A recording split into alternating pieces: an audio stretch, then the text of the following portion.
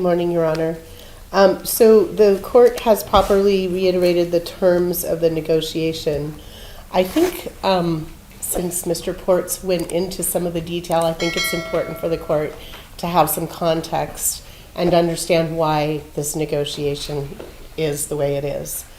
While it is certainly true that Mr. Traylor was involved in a fight with people at the strip club, Mr. Porter was not involved in that fight.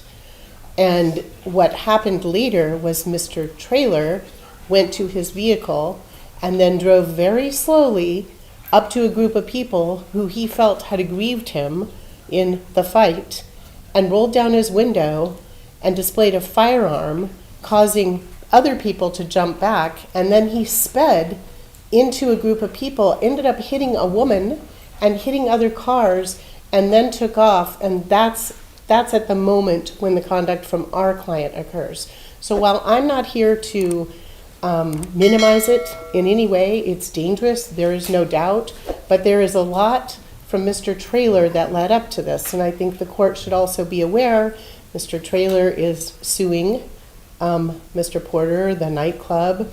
The nightclub is being sued by the woman who got hit by Mr. Traylor. I mean, there is a lot of moving parts here. But then Mr. Traylor met up with friends over at Town Center in a parking lot, didn't call the police. He was in his employer's work truck, and he must have realized the next day that he needed to explain why he got into an accident and hit these other cars in his employer's work truck, and only then did he decide to make a police report. And he did have some kind of a graze wound on his hand. And again, no one here to minimize that. I think the court needs to understand that there's a dynamic here. I think because of the civil litigation, Mr. Porter's probably going to opt not to address the court, but I'll let him decide that. The negotiation is reasonable given the circumstances of this case. The other incident that Mr. Ports references has to do with taking a cell phone from a woman, and that is who was filming him, and the woman was actually punched by a female colleague of Mr. Porter's. But again, not trying to minimize. You know, we didn't come in here to minimize. We came in here to say that the negotiation is reasonable and the court should follow it. He does live in California and will be seeking interstate compact transfer under the interstate compact agreement. We believe that an underlying sentence of 12 to 36 months is appropriate versus the state's position of 4 to 10. There is no restitution request in this case, I noted from the probation report, and I assume that's because Mr. Traylor is going to pursue his remedies in some civil suit. And it does appear that Mr. Porter has credit time served for 22 days by my read of the probation report. So we would ask that the court, I don't think that there's any opposition to the order out. I thought that the strip corridor ended at Sahara. I did too, and that's why I was curious to see if there was a separate order related, because I think what the focus is if he's going to be interstate compacting, obviously right. Limited issue there, but if he's going to be here, you know, the request being made that to the extent casinos and sort of those environments might be not appropriate during the probation. Right. I understand the ask. I just wanted to see how it covered it. And they know that they've changed it somewhat recently, and I don't have a copy of it here. That's why. I mean, if you wanted to include it to strip corridor to the 95, that's fine. I think you could just say it that way. I just don't think that the traditional order out region covers downtown. But he's not otherwise seeking to not have the order out or be employed in those areas or anything like that? We're not opposing it. He doesn't live here, and it's fine, and that's fine. Mr. Porter, is there anything that you would like to say on your own behalf today? I appreciate that you have the other matter pending, but you know, it's up to you entirely. This is your opportunity to say something, but there's certainly no Okay. Mr. Porter's going to decline to speak on his own behalf today. Your Honor, I'm sorry, I forgot. Ms. Wildebelt is reminding me. There's one thing in the PSI that's not accurate. Okay. In the criminal history, it shows that there's a restraining order. That was dismissed. Which page are we looking at? 3 or 4? Yeah, I think page 4. It's At the bottom of page. It's at the very bottom, supplemental information. That restraining order was dismissed in August. All right, it looks like it just had, when they found that the original expiration term, they were not aware that it had been dismissed. Right, I did not yeah. rely on that in any way for today's purposes. Okay. Primarily focusing on the prior history and candor the weapon history, but we'll make that note for the record here today, that although there apparently was a protective order, that it's not currently operative. Okay, great, thank you. It's time now to hear from Mr. Traylor. Are you ready to come up, sir? Yes, ma'am. Do you want to be at council table or at the podium? Okay, come on up. Before you give your testimony, the clerk will speak. Swear you in before you speak. Please raise your right hand.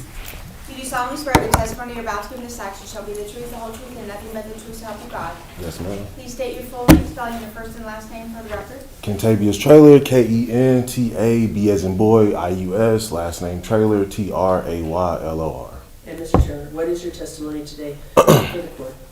So first of all, I just want to start by saying thank you, Judge. I'm just completely disappointed in this complete process, actually.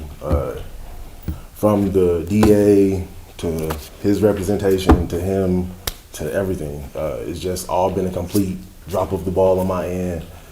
I have complete lost faith in the justice system. This crime has done nothing but take a toll on my life since the day it happened. I haven't been able to get work. Everything has gone down the drain. I just feel like this has not been done on my case. I mean, this hasn't been done on my behalf.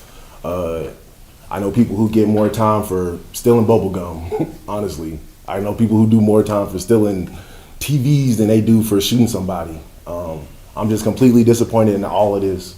I hate the way my name was ridiculed in the social media before I could even find out about it. Like I said, just this complete process has been a complete drop of the ball. That's all I got to say about it. It's a complete drop of the ball, and that's it. It is what it is.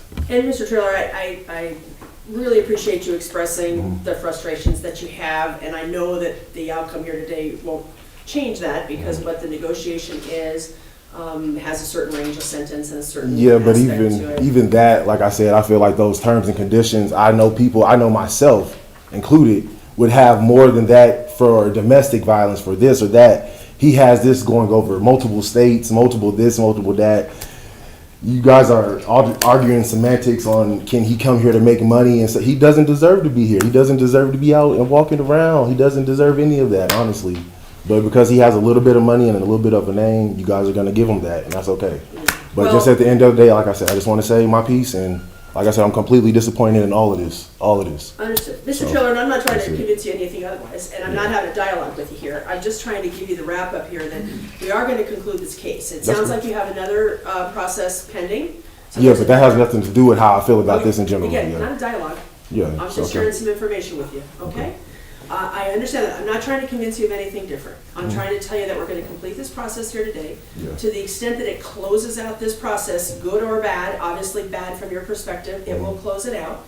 And I hope that you'll use the other process to find whatever relief it is that you are seeking, not meaning whatever I presuppose any outcome there, but just that there is another avenue. And the court is going to act within the parameters of what it has here and bring this matter to a close. But I can assure you, I'm not giving anybody any breaks because of any status they have or money they have. I'm working within a system and within a negotiation, and I trust my counsel to make negotiations for reasons, and I appreciate that that's not going to sit well with you. I just thank you for your time here today and letting us know how you feel about it. Yes, ma'am. Because that's important.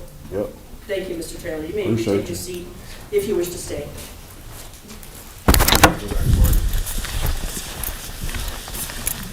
this time, the court will proceed with the sentencing of Mr. Porter. And as per negotiations, we will go ahead. I'm going to give an opportunity of probation to Mr. Porter. Same discussion with you, Mr. Porter, that I had with another gentleman this morning.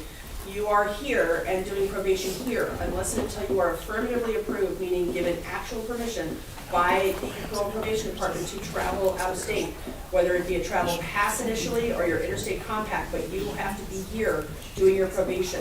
And I'm going to go through the terms and conditions and your underlying sentence and all the specifics.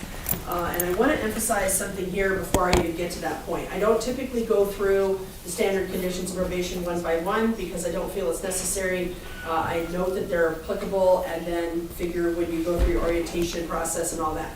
Someone who has some prior history may be familiar already with some of those things. But the main point that I have for you here is the weapons, is the guns.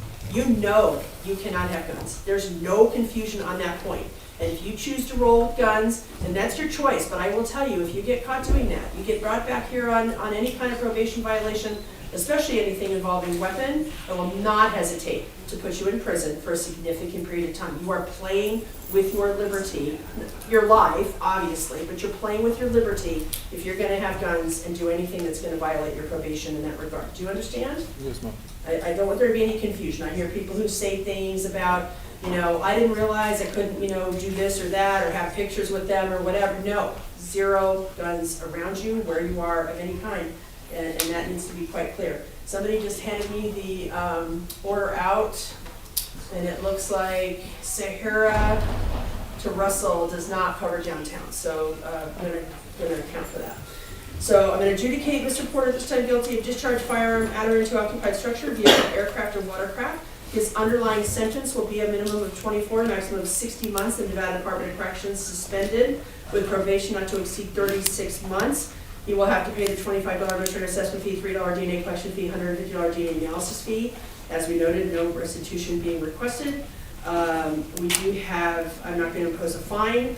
I do have the standard conditions of probation, as I noted, including any weapon requirements applicable. Special conditions will include, and we'll just start there because that was the discussion, that he is ordered to stay out of the strip corridor.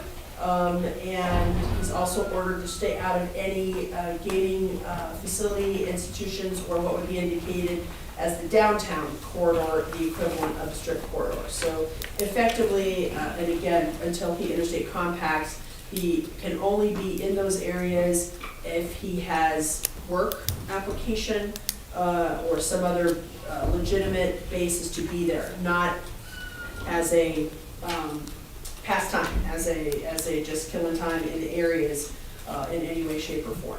And so the order out is for the strip corridor and the downtown corridor. We will also require him to have no contact whatsoever with Mr. Traylor or his family. I appreciate that it sounds like others are having contact. I'm not going to say on your behalf, but directly, I mean, you're directing it, but clearly that's happening. To the extent that there can be any effort to ensure that Mr. Traylor is not being harassed for this situation or having contact, so be it. But your obligation is no contact that you initiate or that you initiate through anyone else by any means or medium of any kind. We want you to understand that I think impulse control counseling would benefit here as well to make better choices in the future in these circumstances. No use, possession, or control of alcohol or drugs, that includes marijuana. I take that very seriously for all probationers, so we have compliant probation. I want you to have structure to your probation, so full-time employment is required. To comply with any curfew that may be imposed, report within 48 hours, so no later than Wednesday, to the probation department to get started on the process. Do not take for granted that you need to be doing all of these things and that somehow someone's going to look the other way on that. You need to report, and you need to be compliant at all times. And in addition to the standard search clauses, I have one special search clause that any digital storage media that you have access to or use, including computers, handheld communication devices, network applications associated with those devices, social media, remote search services are also need to search. You must provide all passwords, unlock codes, and account information associated with those items with or without a search warrant at the request of Division of Parole and Probation or its agents. As to the count 2 adjudication, that is the battery misdemeanor. I'll send this magistrate, give you credit for time served, so your probation is only going forward on the one count, but you do have a significant sentence hanging over your head. It's not the max the state asked for, but it is still significant. I'm not undermining any of your prior history. I'm looking at this case and the circumstances as I understand them, but I do want to be clear that, again, I will not hesitate for you to spend a significant amount of time in prison in the state of Nevada if you do not comply with this probation in all respects, and you do not stay away from those weapons, and any of that comes to light for us, all right? I think the other counts were already dismissed out of the negotiation, but to the extent counts 1 and 3 have not been dismissed, I believe those should be dismissed today. Yeah.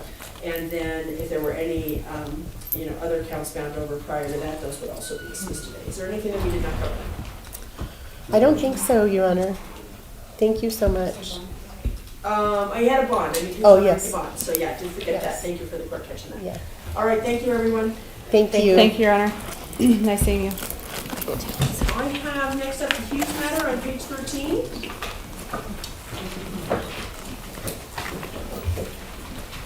Set for revocation consideration. Good morning, Your Honor. Jack, you